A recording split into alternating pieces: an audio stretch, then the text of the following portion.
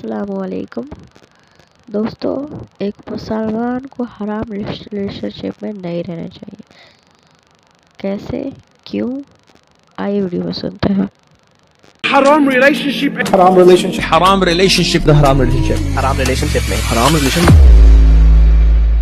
24 hours وہ حرام relation شپ میں ہے. You'll not end up in halal starting with a haram relationship.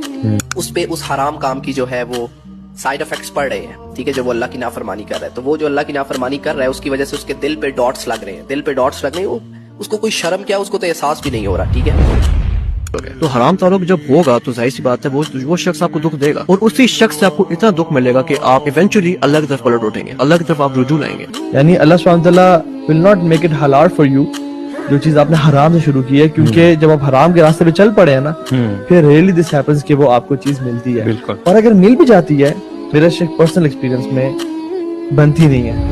تو پھر اب اس انسان کو، وہ انسان کیسے جو ہے وہ نماز کی طرف جائے، اللہ کے سامنے حاضر ہو، کیسے اس کا دل کرے کہ وہ قرآن کو پڑھے، اللہ کی بک ہے اس کو پڑھے، اللہ کے نام لے اور اچھے کام کرے، آنیسٹ ہو، تو وہ ان چیزوں سے پھر دور ہوتا ہے. آپ ایک ریلیشن شپ میں سٹک ہیں، آپ اس کو اینڈ کرنا چاہتے ہیں، آپ کو پتہ ہے یہ غلط ہے، تو یہ آپ کو کرنا پڑے گا. جب یہ اپنے اس حرام پارٹنر سے جب بے انتہا محبت کرنا شروع ہوتا ہے نا، اور وہ دین کی حدیں اور اللہ کے حدود کو توڑ دیتے ہیں صرف اس بندے کو راضی کرنے کے لیے، اس بندے کو خوش کرنے کے لیے، تو اللہ تعالیٰ جو ہے اس بندے کو اتنی بڑی آزمائش میں ڈال دیتے ہیں کہ اسی بندے سے اس کو دکھ ملتا ہے. جس کی اتنا کچھ وقار ہے نا، وہی شخص اس کو دکھ دے گا، اس کو تکلیف دے گا. اور اللہ تعالیٰ جو ہے اس شخص کے تھرو اس بندے کو اتنی تکلیف میں ڈالتے ہیں کہ یہ بندہ پھر اس بندے سے ٹوٹ کے اللہ کا ہو جاتا ہے. آپ کو ڈسٹنس کرنا پڑے گا، آپ کو اس سے کنورسیشن ختم کرنی پڑے گی، ورنہ وہ آپ کے لیے اٹیچمنٹ کا باعث اور ٹینشن کا باعث بنتا رہے گا معاملہ.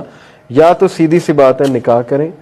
نکاح نہیں کر سکتے تو پھر جو ہے وہ آپ کو خود فل سٹاپ لگانا پڑے گا. اللہ تعالیٰ جو ہے نا وہ اپنی مخلوق سے کبھی بھی نہیں ایکسپیکٹ کرتا کہ میرا بندہ ہو کر وہ اس جیسی محبت میری مخلوق سے کرے جو مجھ سے کرنی چاہیے. کہ مجھ سے محبت کرو، میری مخلوق سے کرو، مخلوق سے محبت، بیوی سے، میاں سے، بچوں سے، ماں باپ سے. لیکن اللہ تعالیٰ فرماتے ہیں کہ سب سے زیادہ محبت مجھ سے کرنی ہے، اس کے بعد جا کے مخلوق سے کرو.